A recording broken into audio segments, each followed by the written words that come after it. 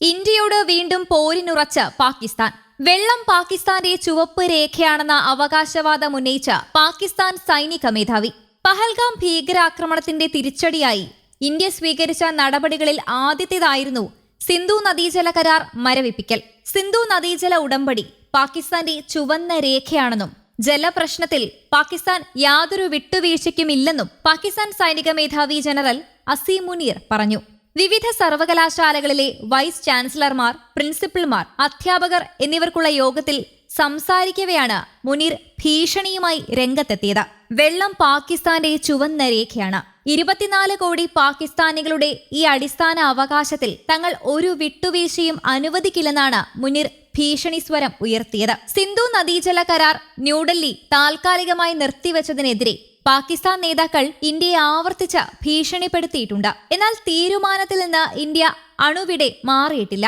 April 22-ന് Jammu കാശ്മീരിലെ പഹൽഗാമിൽ പാകിസ്ഥാൻ പിന്തുണയുള്ള തീവ്രവാദികൾ 26 പേരെ കൊലപ്പെടുത്തിയ ആക്രമണത്തിന് ശേഷമാണ് ഇരു രാജ്യങ്ങളും തമ്മിലെ സംഘർഷം വർദ്ധിച്ചത്. മെയ് 7-ന് പുലർച്ചെ പാകിസ്ഥാനിലെയും പാക് അധിനിവേശ കശ്മീരിലെയും ഭീകര കേന്ദ്രങ്ങൾ ലക്ഷ്യമിട്ട് ഇന്ത്യൻ സൈന്യം ഓപ്പറേഷൻ സിന്ദൂർ നടപ്പിലാക്കി. തുടർന്ന് മെയ് 8, 9, 10 തീയതികളിൽ ഇന്ത്യൻ സൈനിക താവളങ്ങൾ ആക്രമിക്കാൻ പാകിസ്ഥാൻ ശ്രമിക്കുകയും ഇന്ത്യ ശക്തമായി തിരിച്ചടിക്കുകയും ചെയ്തു.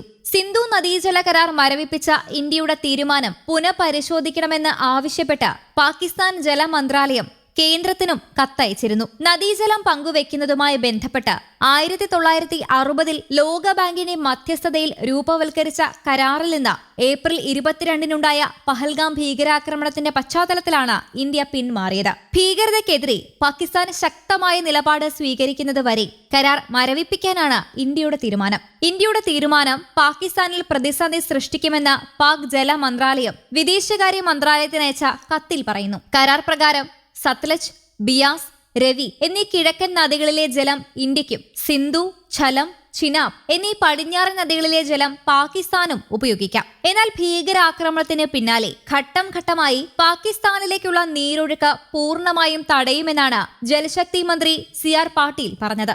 സംഘർഷങ്ങൾ അവസാനിപ്പിക്കാൻ വെടിനിർത്തൽ പ്രഖ്യാപിച്ചപ്പോഴും നദീജല കരാറിൽ സ്വീകരിച്ച നിലപാടിൽ മാറ്റമില്ലെന്നാണ് ഇന്ത്യ വ്യക്തമാക്കിയത്. സിന്ധു നദീജല കരാർ അതിന്റെ ആമുഖത്തിൽ പറയുന്നത് പോലെ നന്മയും സൗഹൃദവും കരുതിയുള്ളതാണ്. എന്നാൽ പല ദശകങ്ങളായി അതിർത്തി കടന്നുള്ള ഭീകരവാദം പ്രോത്സാഹിപ്പിക്കുന്നതിലൂടെ പാകിസ്ഥാൻ ഈ തത്വങ്ങളിൽ നിന്ന് ഏറെ അകലെയാണ്.